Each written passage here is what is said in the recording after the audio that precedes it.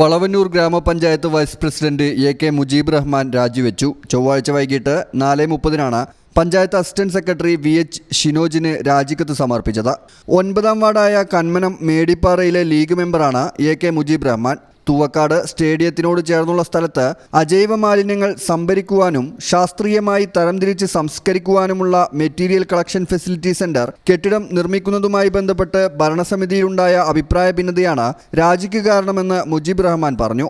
ഹരിത കർമ്മസേനയുടെ പ്രവർത്തനത്തിന് ജില്ലയിൽ 2-ാം സ്ഥാനം കിട്ടിയ പഞ്ചായത്താണ് വളവന്നൂരെന്നും അത്യാധുനിക സൗകര്യങ്ങളോടുകൂടി 2000 സ്ക്വയർ ഫീറ്റിൽ നിർമ്മിക്കുന്ന MCF കെട്ടിടത്തിന് ശുചിത്വ മിഷൻ 40 ലക്ഷം രൂപ ഫണ്ട് അനുവദിച്ചിട്ടുണ്ടെന്നും അദ്ദേഹം പറഞ്ഞു.